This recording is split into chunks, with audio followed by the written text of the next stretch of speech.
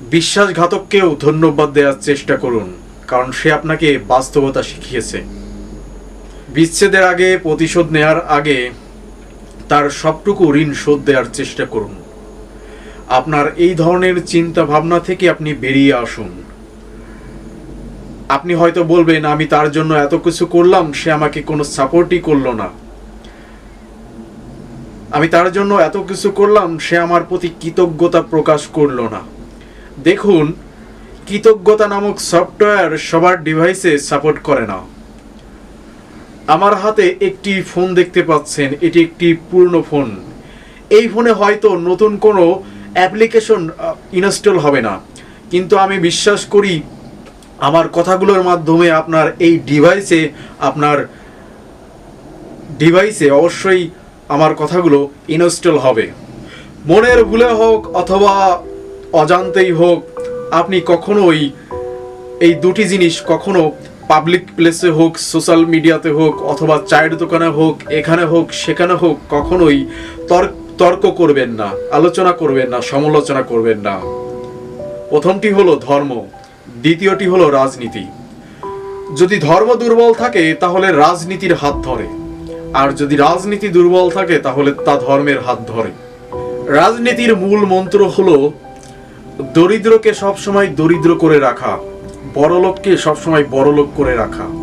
এই মন্ত্রটি যারা বোঝেননি তারাই রাজনীতি করছে, আর যারা এই মন্ত্রটি বুঝেছেন তারা এই নীতির উপর রাজ করেছে। তলে তলে সবকিছু সেট হয়ে গেছে, আপনি হয়তো সেটা বুঝতে পারছেন না। আপনি নেচেই যাচ্ছেন, আপনি হাঁপিয়েই যাচ্ছেন, আপনি জীবনে কিছু করতেই পারবেন না, শুধু নেচেই যাবেন। এই ধর্ম এবং রাজনীতি আপনাকে নাচিয়ে তুলছে।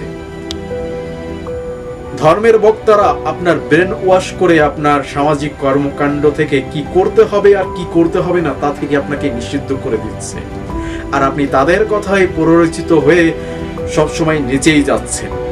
তাই কোথাও মনের ভুলে হোক, নিজের অজান্তে হোক, ধর্ম নিয়ে চর্চা করবেন না, সমালোচনা করবেন না, তর্কে যাবেন না। যদি করতে যান তাহলে হয়তো ফেঁসে যাবেন, অন্যের কাছে আপনি অপমানিত হবেন। আপনি কি চান যে আপনি সমাজে মানুষের কাছে অপমানিত হন? তা আপনি কখনোই চাইবেন না। তাই কখনো পাবলিক প্লেসে, সোশ্যাল মিডিয়াতে বা অন্য কোনো জায়গায় এই দুটি বিষয় নিয়ে আলোচনা করবেন না। কেউ যদি বলে তার ধর্ম শ্রেষ্ঠ, তাহলে বলুন শ্রেষ্ঠ। কেউ যদি বলে তার ধর্ম সেরা, তাহলে বলুন সেরা। আপনি এই তর্ক করে, সমালোচনা করে কোনো অস্কার পাবেন না। আপনি যার সাথে তর্ক করতে যাচ্ছেন তার সাথে তর্ক না করে আপনি তাকে জিতিয়ে দিন। এই তর্ক করে, সমালোচনা করে আপনি কখনো কোনো অস্কার পাবেন না, নোবেল প্রাইজ পাবেন না। সাময়িক আনন্দ পেতে গিয়ে আমরা অনেক সময় নিরানন্দের কারাগারে বন্দী হয়ে যাই। এতে সমাজের মানুষের কাছে আমরা কটু দৃষ্টির পাত্র হয়ে যাই।